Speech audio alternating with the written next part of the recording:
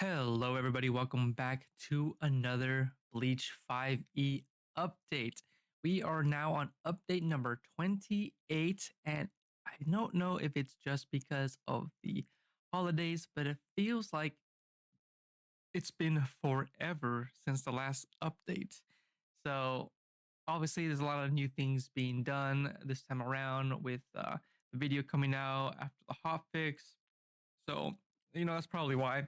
But let's get right into the patch notes. So, what do we got here for this update? We have fixed various typos in spelling. Chapter 5 armament abilities got some more clarifications, adjusted page numbers. All hollow abilities got some new tags. New hollow abilities, grasping root, pacifying spores, photosynthesis. Added saving throw DC calculation for visored hollow abilities. Removed Fey Ancestry Hollow ability, which we'll see why later on. Pact of the Symbiote cannot gain the Retained Blade Augment. Esquirla Sealed Power feature adjusted. Adjusted all classes last 3 levels. Reworked Fullbring class feature and added a new level 20 capstone feature. Adjusted Fullbring Arts Telekinetic Strike.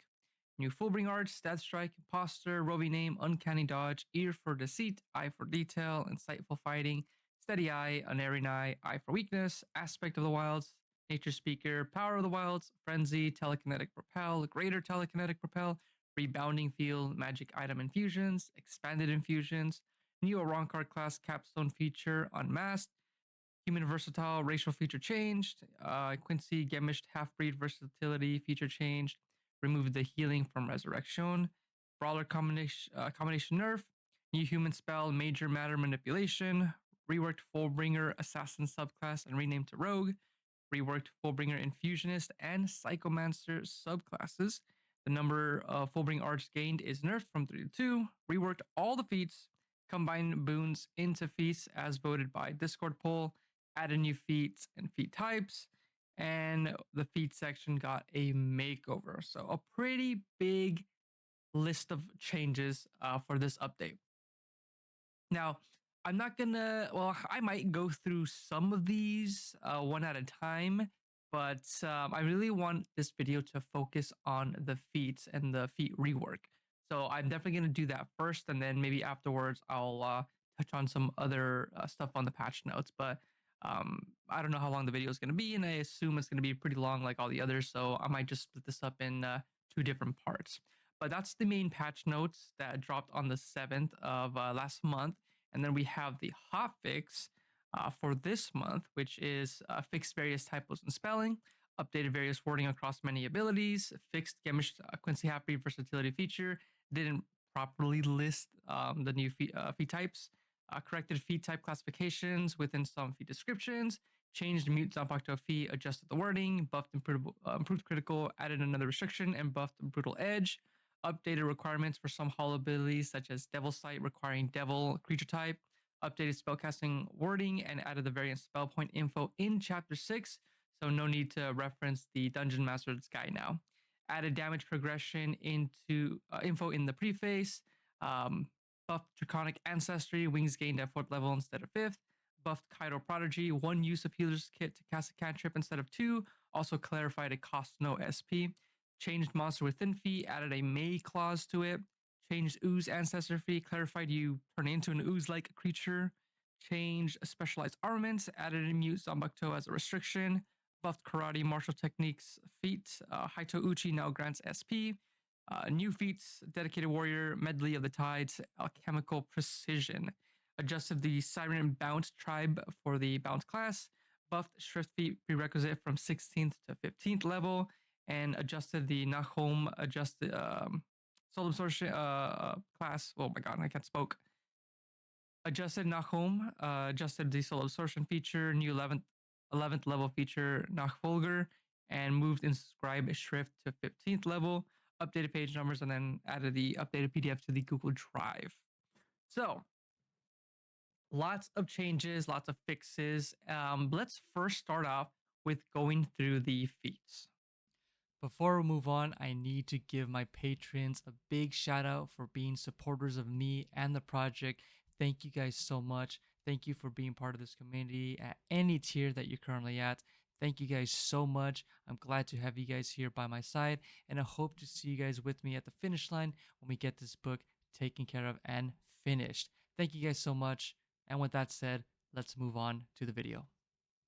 Alrighty, let's start with feats as the first thing. So I don't believe I changed any of this stuff. All I did was add, I believe, just this here. Feat can be taken only once unless its description states otherwise in a repeatable subsection. Now, I adjusted all the feats to kind of be modeled after the new 2024 edition. I like how clean theirs look. And with all the kind of, as you can see here on the right side already, like breakdowns of all the little sub features of the feat.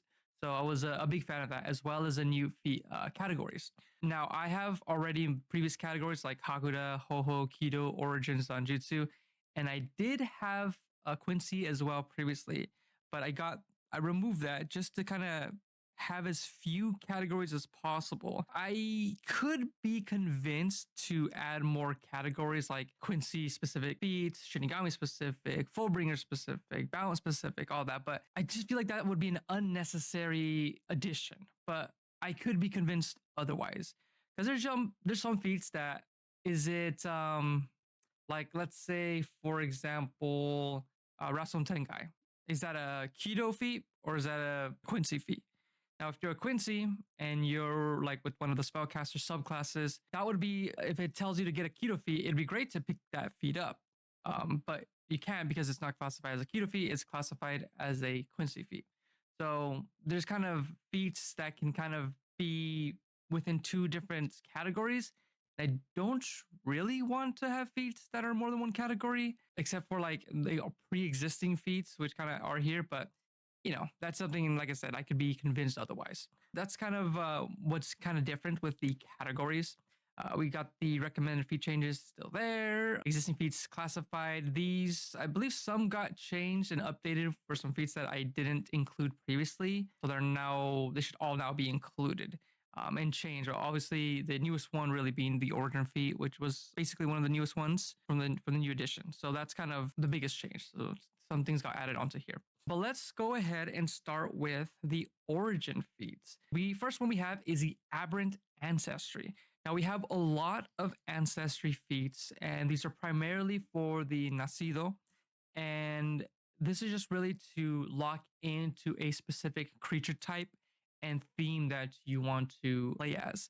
Now, some of these are probably gonna be a little weaker. I know some people might think they're weak, but they are origin feats, which, if you aren't aware of, origin feats are supposed to be picked up at level 1, and then you can't pick them up later on. Biggest update too as well is all the generic feats. If it's not an origin feat, all the feats will be, you can only pick them up at level 4 and above when you get the ability score increase and the feat, the option to get the feat. So that's one of the, got to mention, that's the biggest change with 2024 rules, which I thought was pretty good for balanced reasons, as some of these can be, really, really powerful level 1, some of them not really. I think that's a pretty good change for balance reasons. So I was a big fan of that, and I decided to import that as well. But yeah, let's get right into the feats. So the first one we have is the Aberrant Ancestry. First one is the Aberration Legacy. While released, you lose the humanoid creature type and gain the Aberration creature type. Psychic resistance, you have resistance to psychic damage, Eldritch Mind. You learn the message cantrip. At 3rd level, you can cast Dissonant Whispers, and at 5th level, Hunger of Hadar with this feat. When you cast a Keto with this feat, it requires no SP or components. Once you cast a Keto using this feat, you can't cast it again this way until you finish a long rest. If you can cast Keto of the appropriate level, you may cast these Keto normally by spending SP and providing any required components. Intelligence, Wisdom, or Charisma is your spellcasting ability for these Keto when you cast them with this feat. Restriction, you cannot gain another ancestry feat. So I also decided to add more these like specific line here restrictions. So kind of just to balance out some of the feats. Just don't want, either for thematic reasons or for balance reasons. So next we have alternate demon path. This is an origin feat, prerequisite Shinigami, needs spellcasting. Alternate score, when you take this feat, choose intelligence or wisdom. The chosen ability becomes your new spellcasting ability. Alternate path, you use the chosen ability in place of any other spellcasting ability required by a class feature, keto, feat, or magic item. I decided to add this extra wording as some people were still confused with other kind of features and feats and stuff that require charisma or like your initial spellcasting save. So hopefully this is enough wording that it is now clear. If not, please let me know. I'll see if I can change the wording. Next up we have is Assassin. Prerequisite, Rogue, Dexterity 14 plus. Assassin tools, you gain proficiency with the Disguise Kit and Poisoner's Kit. You have advantage on initiative rolls, and starting at level 3, during the first round of each combat, you have advantage on attack rolls against any creatures that hasn't taken a turn. If your sneak attack hits any target during that round, the target takes extra damage of the weapon's type equal to your full ring level. Next up, we have the Bakudo Prodigy, the origin fee for the Shinigami. You learn one Bakudo cantrip of your choice. When a creature makes a saving throw to avoid, end, or resist a Bakudo you cast, you can impose disadvantage on that saving throw. You can't use this feature again until you finish a long rest. Bakudo Concentration. When you cast a Bakudo that normally requires concentration, it does not require concentration for its duration. You can't use this feature again until you finish a long rest. This is just kind of how about some of the spellcasters for the Shinigami? Definitely, I know that the Shinigami class is starting to fall behind in terms of not just power, but, theme and kind of nuance that a lot of the other classes have gotten since I've reworked them, which I knew was going to happen once I started reworking all the other classes. So, Shinigami being the first ones, that means they're going to be last in line to get their update. I still want to prioritize the rework of the summon and generic and oppression before I get back to the Shinigami. But I want to throw them a bone with these kind of specific feats. Let's continue on. Bestial Ancestry, origin feat for the Nacido. While released, you lose a human or creature type and gain the beast creature type. When you gain this feat, choose your bestial heritage from the beast type table. You gain the skill, proficiency, ability score adjustments, and hall abilities, ignoring any prerequisites listed for that type. And you cannot get another actually. So let's scroll down to this big ass table here for the beast type table. So we have the amphibian, avian, bovine, canine, cervine, elephantine, equine, feline, insectoid, lupine, peshine, reptilian, serpentine, tauren, ursine, and vulpine beast types. I wanted to get as many of them as possible into this feat. I mean, obviously, this could just be like a full page by itself with all the different types of creatures that you would find in IRL, and not just IRL, but within D&D as well. So I feel like this was a good catch-all for most of the beast types that you would normally find out. Because there could always be different types of birds, between like owl, ostrich, or whatever, but they're all avian. So make it easier on myself and simpler for other dungeon masters. So, and then you get the skill proficiency, you get these ability adjustments, and then you get these features. But yeah, that's the here. Tell me what you guys think. Tell me if you would prefer a full page of all the different other types of creatures. And then tell me also why you're crazy. Let's move on. Let's go back to Dedicated Warrior. Now, Dedicated Warrior was a feat that was in the book prior, quite some time ago, that I took out because I didn't like what it was at. I don't think it was that good at the time, and I decided to put it back in because enough people asked for it. But I still think that it might need a little bit more work. I definitely wanted it to be an origin feat, so that's something you pick up right away at level 1. But I don't think it scales well enough. Now, I gotta be careful because some people I know, they want to copy Kenpachi Zaraki and get Dedicated Warrior and get Muse Zanpakuto to kind of mimic that. However, if you only pick one or the other, the balancing can be a little awkward because for the Dedicated Warrior, you'll lose spellcasting, but you'll still get all of the crazy abilities and damage output from the armament abilities. And if you get Zanpakuto, you don't get any of the stuff from the armaments, but you still get your spell casting. So that does make the balancing a little bit awkward. So I think Dedicated Warrior is in a decent spot, and the feat is balanced more with in mind that you are only losing Keto and you still have access to all the stuff from armament abilities to make up for any lack of spell casting that you don't get. So let's get into it. Forsworn Keto. You lose the spellcasting feature and cannot gain it in the future. Additionally, you lose the ability to cast Keto and you cannot learn Keto. Conditioned body. When you gain this feat and every level thereafter, your HP max increases by an additional 1 HP. Focused Edge. While released, your armament deals additional damage of its type equal to your proficiency bonus. While ascended, the damage is equal to your level instead. Martial Focus. Your unarmed strikes deal bonus damage equal to your proficiency bonus. Refined Footwork. Your speed increases by 10 feet. And then restrictions. Your armament cannot gain the Keto type. Just to fit in the theme with, you're not dealing with anything magic, so you can't get the magic-based armament type. Next up, we have Demonic Ancestry. While released, you lose a human or creature type, gain the Fiend Demon creature type. You have resistance to poison damage. Additionally, you have advantage on saving throws you make to avoid or end the poison condition. Otherworldly Presence. You learn the Poison Spray and Thaumaturgy cantrip. At 3rd level, you can cast Ray of Sickness, and at 5th level, hold person with this feat. Same kind of thing from the other one previously, nothing different there. Next up, Devilish Ancestry.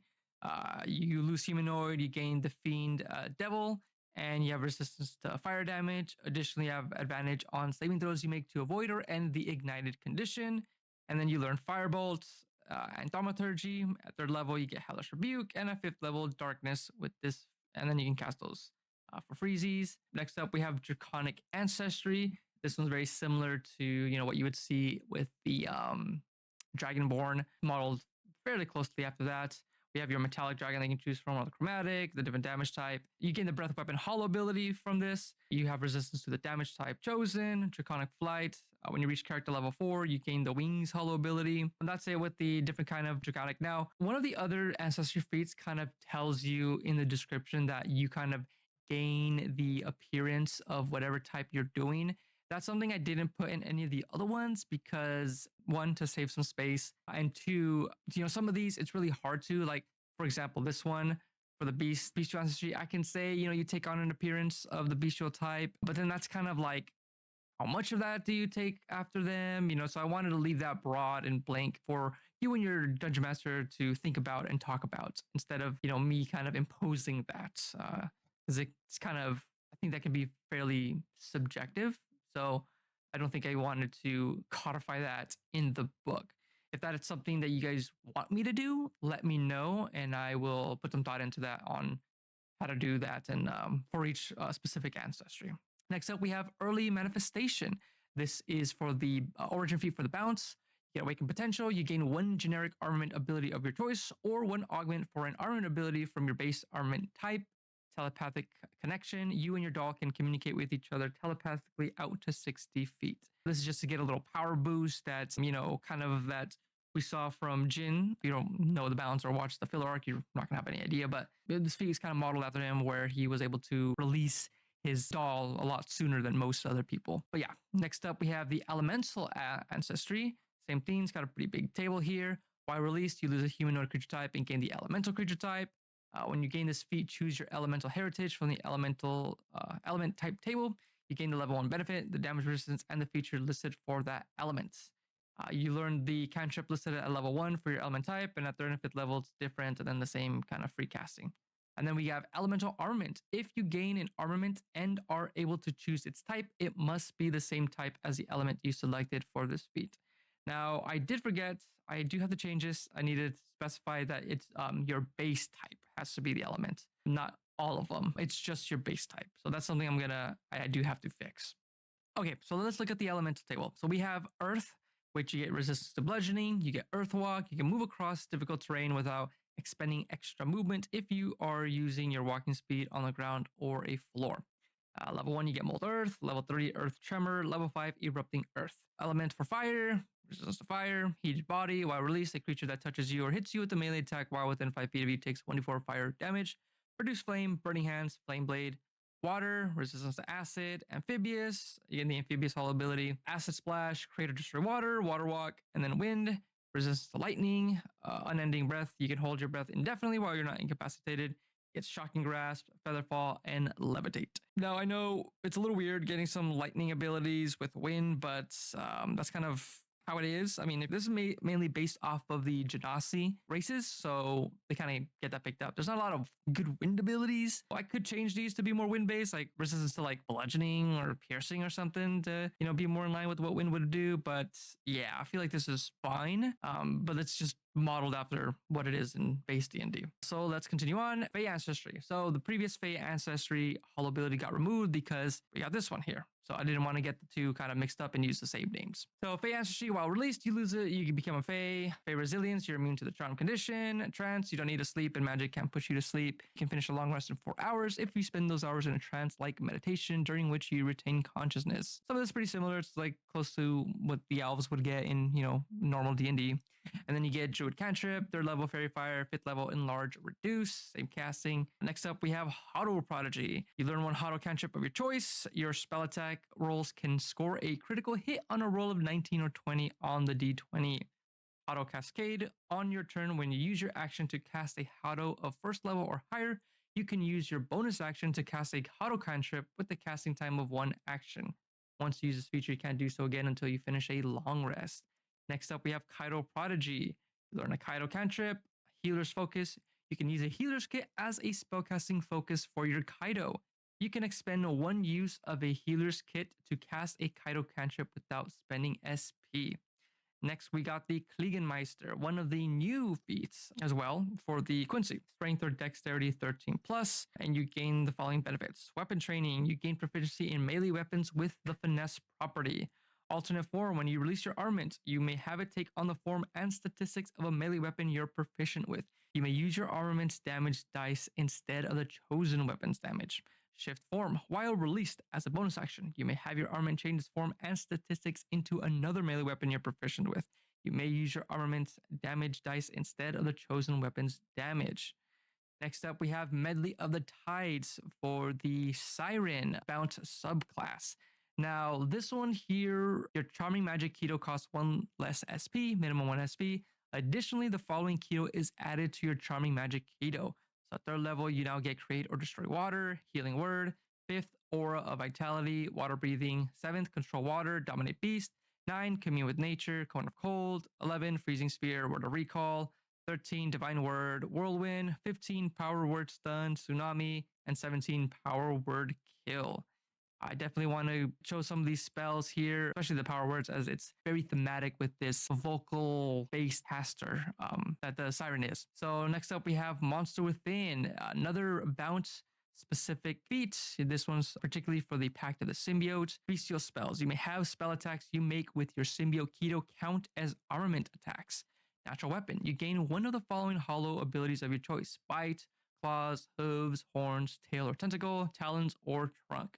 This ability is considered a defense armament ability for you. Bestial armaments. While released, your natural weapons are treated as your armament.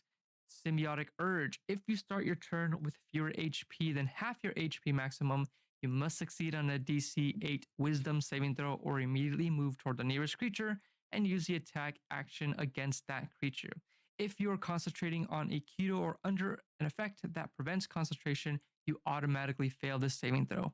If you have the extra attack feature, you choose whether you use it during this frenzied attack. If multiple creatures are equally near, determine the target randomly. Once the attack is resolved, you regain control of yourself.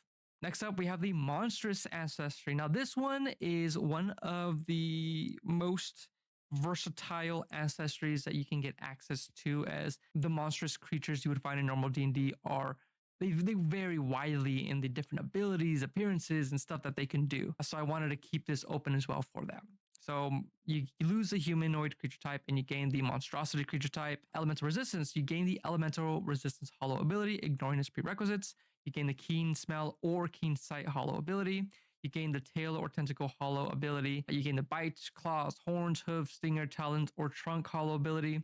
Feral Mind, you have disadvantage on wisdom saving throws and charisma-based skill checks, and then you have the restriction. Obviously, we have a one of the few ancestries that will have a downside to it. You just get so much free holo abilities that there's got to be a downside to it. I am not a big fan of D&D mostly, and especially now with 2024, of just kind of, for lack of a better word, babying and coddling the players, of like you can't have any downside, only upside. I feel like that's so unrealistic. I'm not a big fan of that. I feel like there's got to be some trade off for some bonuses that you get. Let's move on to Mute Zanpakuto. Now this is slightly different. I have upped the scaling for it, so it should be a little bit better than before, but let's get to it. So obviously you need the Zanpakuto. Silent Spirit, you cannot commune with your Zanpakuto and never learn its name. You can still activate Shikai. Additionally, at 10th level, you gain Bankai without battling your inner spirit. However, you can only gain the first and fourth benefits. Instinctive Combat, you can only select and benefit from generic armament abilities. Brutal Edge, while released, your Zanpakuto base damage dice is increased by 1 step. While ascended, it's increased by 2 steps instead.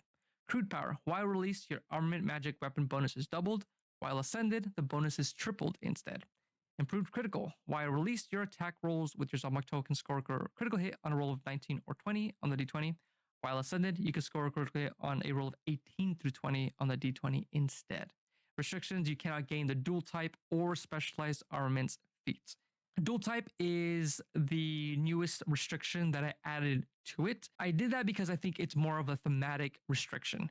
Next up, we have Ooze Ancestry. This one is the only one where I specifically state any kind of physical or appearance change. You become an amorphous, limbless, and semi-translucent blob.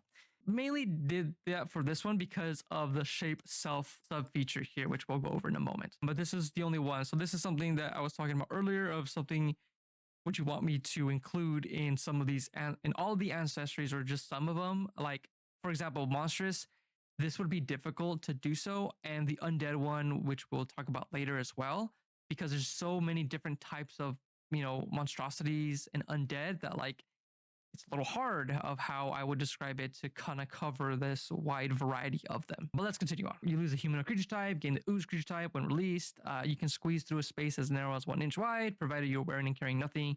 You also have an advantage on ability checks you make to initiate or escape grapple. You gain the hold breath hollow ability, natural resilience. You have resistance to acid and poison damage. Additionally, you have advantage on saving throws you make to avoid or end the poison condition. Shape self. As an action, you can reshape your body to give yourself a head, 1 or 2 arms, 1 or 2 legs, and makeshift hands and feet, or you can revert to a limbless blob. While you have a human-like shape, you can wear clothing and armor made for a humanoid of your size. As a bonus action, you can extrude a pseudopod that is up to 6 inches wide and 10 feet long, or reabsorb it into your body. As part of the same bonus action, you can use a pseudopod to manipulate an object, open or close a door or container, or pick up or set down a tiny object. The pseudopod contains no sensory organs and can't attack, activate magic items, or lift more than 10 pounds. Next up, we have Plant Ancestry. You lose a human or creature type, you become a plant. When you gain this feat, choose a plant heritage from the plant table, and it gains you different resistances, immunities, and hollow abilities. Like, here's another example. We have 3 different plant types: Blight, Myconid, Treant. As you can see, these tables, you can't really put a lot of info here. You can break it down like, kind of these are, but then that would take up a lot of space if I would describe the physical change you would take on per each one. And then like the Myconid, like you lose your eyes, you lose this, and do I gotta then describe that you are technically blind and you don't have any kind of, different kind of organs? Like, there's just a lot of stuff that I don't think I want to include. I could, like I said, I like to hear people's thoughts about this. Granular, I should get with some of these and the different kind of changes you get that are made to you physically and stuff like that. But yeah, let's continue. So we have 3 types. We have the Blight, the Myconid, and the Treant. Blights get resistance to necrotic, immune to blinded and deafen, and the grasping root hollow ability. Myconids, resistance to poison, immune to blinded, deafened, poisoned, and you get pacifying spores. Treant, you get bludgeoning, piercing, immune to paralyzed, and the photosynthesis feature. Speech of beast and leaf, you can communicate in a limited but meaningful way with beasts and plants, all of which can understand the intent of your words. You have advantage on charisma checks made to influence ordinary beasts or plants. Their responses and willingness to help are limited by their intelligence and nature, and any favors they grant are at the GM's discretion. Flammable, you have vulnerability to fire damage because you're a plant. That's pretty obvious. And of course, you cannot gain another ancestry feat. Next, we have Rain Shield, prerequisite Ect Quincy, increased Reiriku. You gain bonus SP equal to your proficiency bonus. Spirit Recovery, once per day when you finish a short rest, you may regain SP equal to your Quincy level. Now, this has been a requested feat for the Quincy for some time now. Next up, we have Specialized Armament. This one is pretty much the same as before with some additional wording for some clarification. Armament Realignment. If you already possess armament abilities or augments in a type other than your base type, you lose those abilities and augments and gain the same number in your base type. The biggest change is the armament realignment.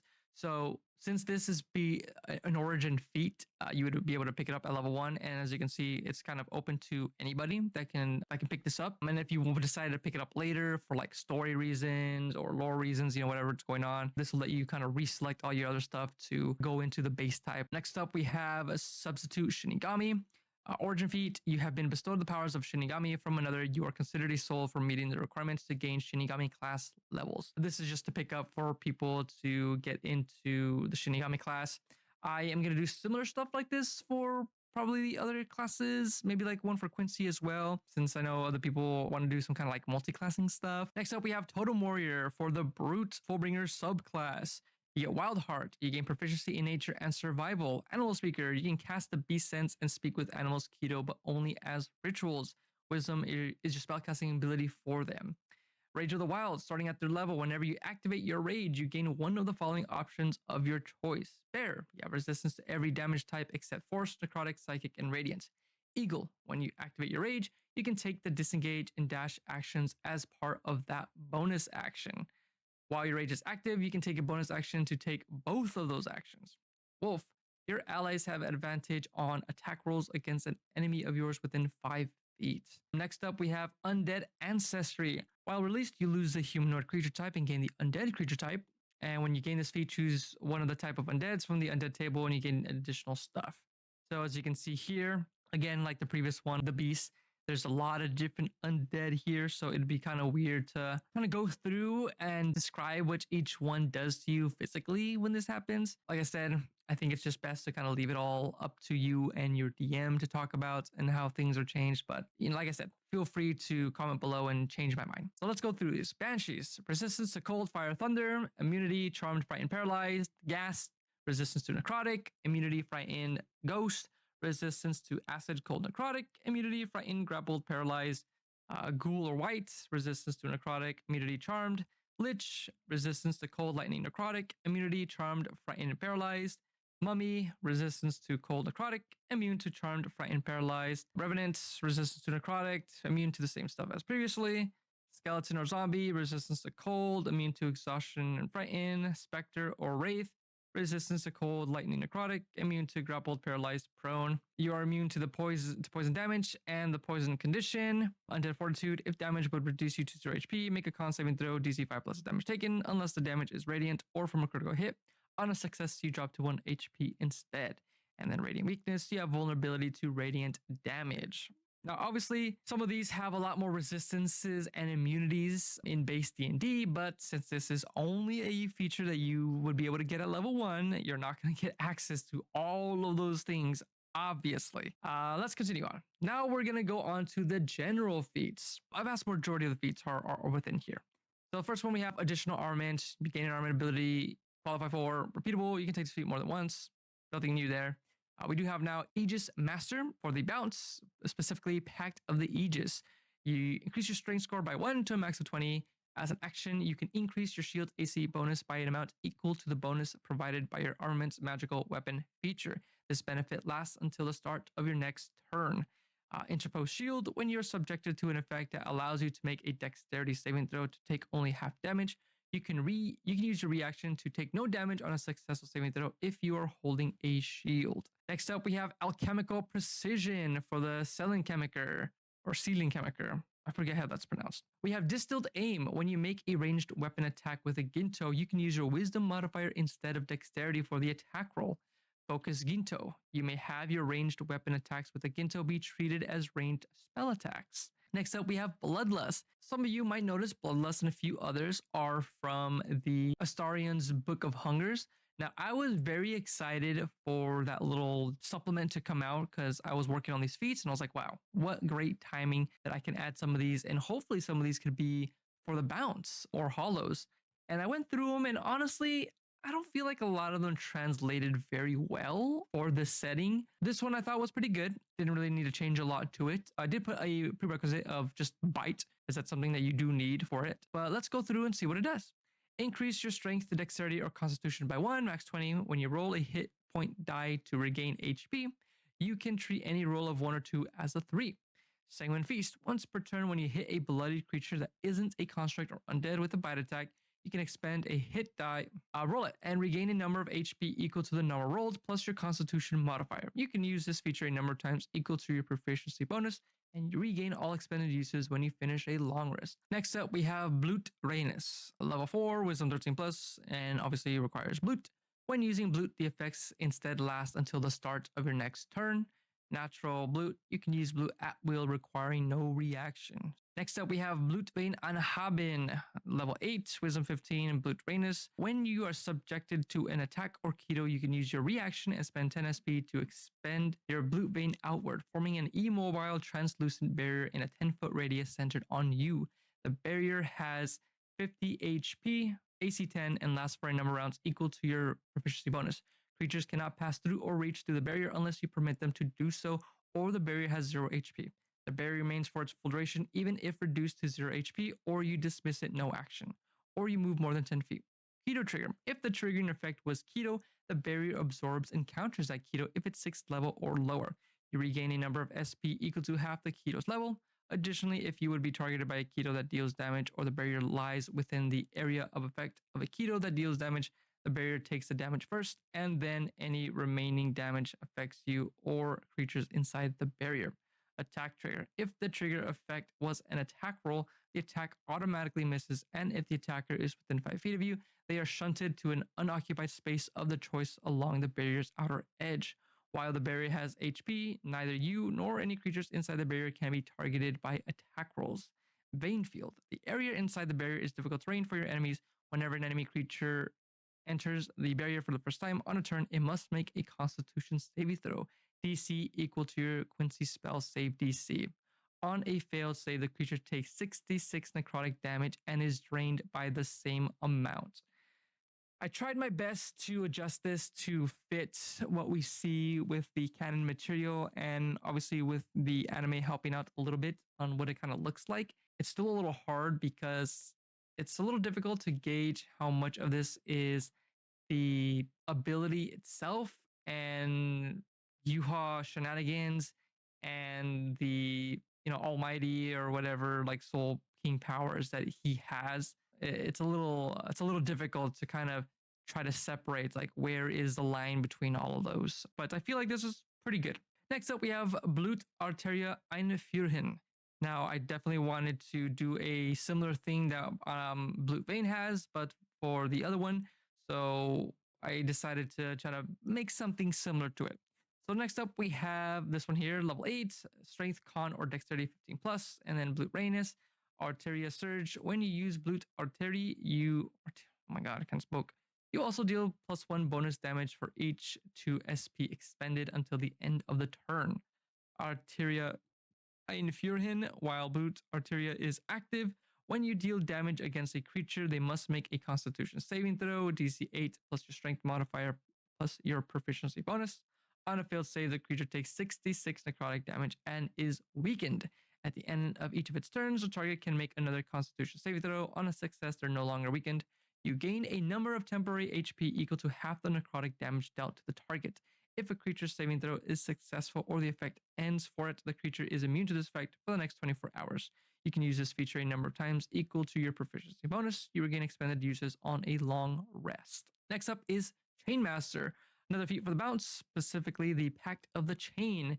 Increase your 1 ability score of your choice by 1 to a max of 20. Add your proficiency bonus to any ability checks or saving throws your summon makes.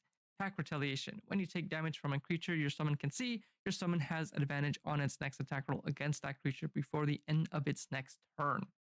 Deploying Miss, another one we see from the Astarian Book of Hungers. You get ability score increase to your intelligence, wisdom, or charisma by 1, max 20.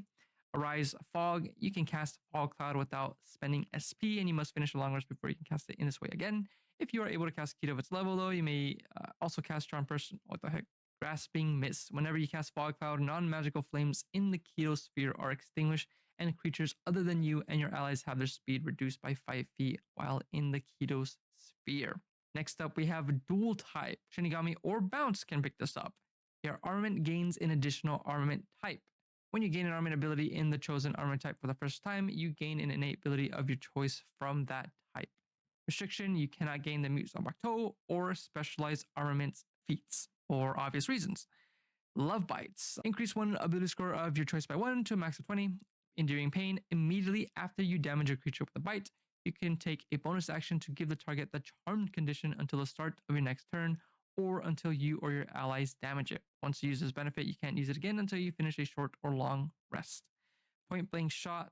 This one is basically the same thing as the previous one. Don't need to go over that one.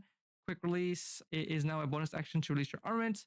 Quick Ascension. Starting at 10th level, you may become ascended as a bonus action instead of an action. This currently right now is something that you can get in the generic armament type. It will be slightly adjusted in the future when I get to it, but I did want to have this feat to be an option as well if you don't want to spend precious armament abilities to pick that up there. Next up, we have Shrift.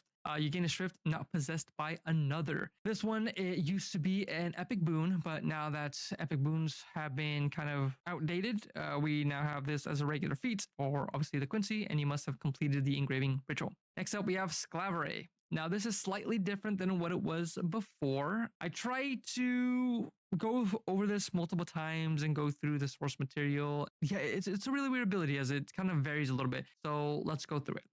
Level 12 plus, intelligence 16, Volstrandig. While ascended as an action, you begin to absorb the ratio around you and gain 2 of the following benefits for as long as you are ascended. Stamina recovery. You can expend a number of hit die up to your intelligence modifier, minimum 1. Roll the dice and regain any number of HP equal to the total. Absorb ratio. You regain a number of SP equal to your Quincy level. Empowered Halic Bogan. Your Halic Bogan ignores damage resistance. Empowered Volstrandig. The save DC of your Keto and Halic file abilities are increased by +1. Additionally, your fly speed is increased by 30 feet. Now, the next one we will see, it is something that I definitely wanted to break these up into different parts because we see Quilgay use Sclaveri and it's just much stronger than what we see anybody else do. So next up we have Sclaveri Volindet. Improved Sclaveri. When you activate Sclaveri, you gain all of its benefits. Additionally, you can spend 10 SP to begin concentrating. While concentrating, you begin to enslave all the Reishi within 60 feet of you and oppose the effects of Reishi Drain, Reishi Suppression, and Reishi Assimilation. Reishi Drain. Structures made of Reishi lose 66 HP and are drained by the same amount at the beginning of each of your turns while concentrating. Reishi Suppression. Keto and Keto-like effects of 5th level or lower within range are automatically countered. For each Keto 6th level or higher, make an ability check using your spellcasting ability. DC 10 plus the Keto's level. On a success, the effect is countered and you regain 3 SP for each effect countered this way. Reishi Assimilation. When you begin concentrating on this feat, and whenever a spiritual being begins its turn within 60 feet of you, that creature must make a Constitution saving throw. On a failed save, it takes 66 necrotic damage, and its movement speed is reduced by half until the end of its next turn. On a successful save, it takes half as much damage and suffers no movement reduction. If a creature is slain by this damage, you assimilate a portion of its essence. Choose one of the creature's traits, feats, actions, or armament abilities. You gain the chosen feature for 1 hour. Next up is Soul Docking. Now, this is a simple little thing that we saw Uryu do back in first arc when him and Ichigo team up to take down the Minos Grande. So level 4 plus intelligence 14 plus, ratio manipulation. When you take the attack action, each creature adjacent to you may use its reaction to channel Reiriku into your Halic Bogan. A creature that does so expends 5 SP any number of times. Your next attack with your armament gains a +1 bonus to attack and damage rolls for each SP collectively spent this way. Next up, we have Treacherous Allure. Increase your intelligence, wisdom, or charisma by 1 to a max of 20. You can cast Charm Person without spending SP. Once you cast this way, you can cast it again, blah, blah, blah. Same thing we see before. Inevitable Betrayal, you have advantage on attack rolls against creatures that are charmed. Next up, we got Versatile Spirits, level 4 plus Halig Bogan. While wielding a spiritual bow as a bonus action, you can spend 2 SP to change your bow form to another for 1 minute. Next up, another new one we have is Zayhouse. Level 4 plus, Gamish Quincy, proficiency in Smith Tools. Zayhouse, you can craft physical bows of any bow form. When you finish a short or long rest, choose one of your crafted physical bows to be your armament until you choose a different one. Hybrid Construction. When crafting a physical bow, you may combine 2 different materials. The bow gains the features of both materials, but its hit points are halved, minimum 5. The GP cost to craft a hybrid material bow is the sum of both material costs. Now, we're moving on to Hakuda feats. Ikotsu. When you hit a creature with a melee unarmed strike attack, you can spend 8 SP to force that creature to make a strength saving throw, DC 10 plus your strength modifier plus your proficiency bonus. On a failure, they are dealt 1d6 constitution damage and are pushed away from you a number of feet equal to 10 times your strength modifier. On a success, your unarmed strike deals an additional 3d6 damage. Once you use feat, you can do so again until you finish a long rest. Next up, we got Kazaguruma. You leap upward and unleash a brutal spinning kick that hurls your target great distances. As an action, you can spend 3 SP to make a single melee unarmed strike against a creature within your reach. On a hit, the target must make a strength saving throw, DC 10 plus your dex mod plus your proficiency bonus. On a failed save, you launch the creature and push it up to a distance equal to 10 feet times your proficiency bonus directly away from you. If the creature collides with a barrier, wall, or other solid object before traveling the full distance, it takes 1d6 bludgeoning damage per point of your proficiency bonus, reduced by 1d6 for every 10 feet the creature managed to travel before impact. So obviously, the farther they travel away, the less damage it will do. Oni Deco Pin. You unleash a powerful Riraku charge flick that sends foes flying. As an action, you can use a shove a creature action against a creature within 20 feet of you, pushing the target directly away from you. When you succeed on the shove, you may increase the distance the creature is pushed by 5 feet for each 2 SP you spend. Once you use this feat, you can't do so again until you finish a long rest. Next, we have Ryoken. You perform a series of ultra high speed punches. You can spend 4 SP to make 4 unarmed strikes as an action. You can't use this feat again until you finish a long rest. Prerequisite A plus, strength or dexterity 14 plus. Sokotsu. Level 16, strength 20, requiring Ikotsu. You unleash a devastating 2-fisted strike. As an action, you can spend 12 SP to make a single melee unarmed strike against a creature within your reach. On a hit, the target must make a constitution saving throw, DC 10 plus your strength modifier plus your proficiency bonus. If the target failed the saving throw against your Ikotsu since the last round, it has disadvantage on the saving throw. On a failed save, the target takes 18 constitution damage. On a successful save, the target takes an additional 40 bludgeoning damage. Now, obviously, this makes it possible for one creature to die from getting hit from Ikotsu and failing save, and from failing save from Sokotsu as well, just like we see Yamamoto do. Next up is we have Taketombo. This one is quite different than what it previously was. I definitely wanted to keep this more in line with what we see in the single instance of it when Yoruichi and Ichigo were initially training. So I definitely decided to change this up so it kind of matches that. So we have Kuzushi. You have advantage on ability checks to shove a creature to knock them prone.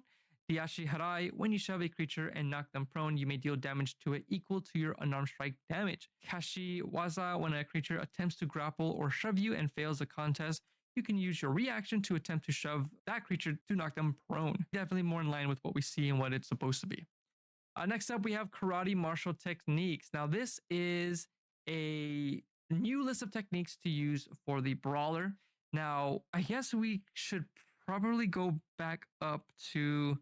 Yeah, let's quickly go to Brawler to see the kind of nerf that they received real quick. So let's look at level 3 combination, which has been nerfed. On your turn, as an action, you can start a combination by choosing a martial technique list and making an unarmed strike using a martial technique from that list. If the attack hits, the combination begins. While the combination is active, you can immediately make another unarmed strike against the same creature using a different martial technique from the chosen list that you haven't used yet this turn. Each time an attack hits, you may continue the combination by selecting another unused martial technique from that list and making another attack against that same creature. The combination ends if an attack misses. You have used every martial technique at least once this turn. a martial technique ends the combination, or you become incapacitated or unconscious. So that basically means that combinations have been limited. At the moment, they all have 7. 2 of them, though, will end the combination. So it basically has reduced the amount of attacks you can do with the combination to essentially 6. This is definitely to help nerf them a little bit. I don't know if this will still be enough. We'll see. So hopefully people will have a chance to play with this and then let me know if it's still not good enough and their brawlers are still too crazy. So let's go through this karate martial techniques and see what we have. Honestly, this list was a little hard to put together because there's so many karate techniques. There's a lot of other kind of Japanese martial arts and other just martial arts out there that I would like to make more martial techniques for, but I definitely want to make sure that they're all unique enough and different per list. Like the first 1 or 2 can be somewhat similar, but I definitely want them to be different and kind of capture what that martial art is about. So let's continue. We have Mai Giri for 0 SP. On a hit, you deal an extra 1d4 damage or push the target 5 feet away from you. Nagashizuki. On a hit, you deal an extra 1d4 damage. For each 5 feet you moved in a straight line toward the target before attacking. The extra damage die increases by 1 step. Next up, we got Haito Uchi, 2 SP. On a hit, you deal an extra 1d6 damage. The target makes a constitution saving throw. On a failure, it is taunted until your next turn, and you regain SP equal to the 1d6 roll. Shuto Uchi, on a hit, you deal an extra 1d6 damage. The target has disadvantage on the next attack roll and makes against you before the start of your next turn. Yokogeri Kakomi, on a hit, roll 1d8, you deal extra damage equal to the result and regain HP equal to the same amount. Mei Tobigeri, on a hit, you deal an extra 2d8 damage. The target must make a strength saving throw. On a failure, it is pushed back 5 feet, knocked prone, and shocked until the start of your next turn. This ends your combination this turn. Awasazuki, on a hit, you deal an extra 2d6 damage. The target must make a constitution saving throw. On a failure, it is weakened until the start of your next turn. This ends your combination this turn. A new list with hopefully enough different kind of stuff that it does in the previous list. Hopefully any future martial technique lists I make in the future will all feel different enough. So let's continue on. Martial arts training. I turned this into a feat because I want to be able to give this to certain classes and subclasses in the future. That it would be better to have it as a feat as well. And also for those that want to kind of get a little bit more with unarmed strikes, it kind of gives you the option as well to pick up a feat so you guys can start doing that if you're doing any kind of unique builds that require that. For martial arts training, you can roll 1d4 in place of the normal damage of your unarmed strikes. If you can already do so, you roll at a 1d6 instead. The die size increases by 1 step at character level 6, 10, 14, and 18. Next up, we have the Ho-Ho feats. Right now, we only just have 4. I do have a lot of other feats that I didn't finish, either due to wording I didn't feel like I liked, or the name I couldn't figure out good names for them. But I do have a list of other feats that I did not include in here, which I will, once I finish them, I'll slowly start adding them with the next updates when I find them appropriate. But yeah, I definitely have more than the feats that are here. So let's continue. Way of Onmitsu, first of the Shiho Shunpo dodge. When you would fail a dexterity saving throw, you can use your reaction and expend 20 Shunpo to succeed instead. Way of the second one, speed clone. As an action, you can expend any amount of Shunpo in increments of 10. For each 10 Shunpo you expend, you create one clone of yourself in an unoccupied space within 40 feet of you. Each clone is indistinguishable from you and mimics your movements but cannot deal damage. A clone has an AC equal to yours, 1 HP, and automatically fails all saving throws. A clone lasts for a number of rounds equal to your proficiency bonus. Next one is Utsusemi. When a creature hits you with an attack that is not a critical hit, you can expend 20 Shunpo to cause the attack to miss instead. 4th level, Senka. As an action, you can spend 20 SP to use Shunpo and instantly move behind a creature within 40 feet of you, attempting to sever its Saketsu and Hakusui. As part of the same action, you make 2 melee weapon attacks against that creature. If only one attack hits, the target takes 1d10 constitution damage. If both attacks hit, the target takes the constitution damage and must make a constitution saving throw. DC equal 10 plus your dexterity modifier plus your proficiency bonus. On a failed save, the target loses access to all class features and cannot gain class levels for a number of days equal to its hit die. Definitely wanted to rework this a little bit, change it up slightly, and try to match it as much as possible as we see done in the canon material. But yeah, let's continue on to now our keto feats. Aisho Haki. This one, there is nothing different about it. Kojutsu Aisho, this one is the same thing as well. Nothing different, so I don't really want to go over it. Next up is Niju Aisho. This one is definitely different than what it previously was, and hopefully a little bit more simpler. I think the other one was a little more complicated and convoluted than it needed to be. So hopefully this is a little bit more simple and easier to understand. On your turn, when you cast a Kido of a level equal to your proficiency bonus or lower, you can spend 5 SP to immediately cast another Kido of the same level or lower as part of the same action. You can use this feat a number of times equal to half your proficiency bonus rounded down. You regain expended uses on a long rest. A lot simpler, a lot smaller than previous. Next up is improved Ginto proficiency. Same thing here, nothing different. Ranso Tengai. Only thing different is I moved high rank IQ because technically that's just movement. So I didn't really need it to have another thing for it. And technically it's a buff because now it was 2 SP, but now it's 1 SP. So technically a buff for the feat. Did kind of change the wording up a little bit too to be a little bit more cleaner, but yeah, it's essentially the same thing. Tactical Tome. Prerequisite, Pack of the Tome bounce. And you need the magic weapon feature as well. While released, you apply your magic weapon bonus on attack and damage rolls for your spell attacks. All right, next up is the Zanjutsu feats. Agitowari. As an action, you make a single weapon attack that deals slashing damage against a creature that is no more than one size category greater than you within reach. On a hit, if the target has 100 hit points or fewer, it dies. Otherwise, it takes an additional 6d12 slashing damage. Once you use this feat, you can't do so again until you finish a long rest. Pretty powerful than what it was previously, where the previous one was just doing double damage, but this one is just straight up power word kill. But for martial people, I do think I might have to nerf this and include a SP cost to it. Next up is dual weapon. This one is slightly different, mainly with the wording, and tried to include some more wording to make it more clear for it. So when you release your armament, a second weapon of your choice manifests in your other hand. Choose any weapon that lacks the two-handed property. This weapon may also be another valid form of your armament, such as a Tanto or Shinigami or a palm bow for a Quincy. These two weapons are considered one armament for the purposes of attunement. So obviously you can pick a weapon that isn't a light weapon, but you're not going to be able to benefit from two weapon fighting. So you kind of have to choose it, but you have the option to not choose it if you don't want to for flavor reasons or whatever. Okay, next up is the Hitotsu Nadagiri. Other than the prerequisites required, it's essentially the same thing as it previously was, just with some cleaner wording. So I'm not going to go over that. Ryodan, this one for sure is different than what is before. Increase your strength or dexterity by 1, max of 20.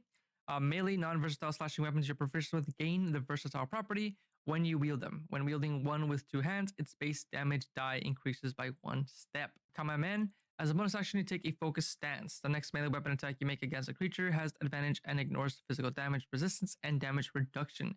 You can use this feature a number of times equal to your proficiency bonus, and you regain all expended uses when you finish a long rest. Next up, we have Sanmei Roshi. This is essentially the same thing as it was before, but with some cleaner wording and making sure that these attacks are all being done against the same target, essentially. Next up, we have a new one, Synced Blade Work for the Pact of the Blade bound. We got Blade Watch. While released, you can't be flanked. Blade Inspiration. When you fail an attack roll, you can use your reaction to roll 1d4 and add the result to the attack roll, potentially turning it into a success. Once you use this benefit, you can't use it again until you finish a long rest. Rear Guard. When you're hit by an attack from a creature that you haven't made an attack roll against and that hasn't made an attack roll against you since your last turn, you can use your reaction to roll 1d4 and add the result to your AC, potentially causing the attack to miss.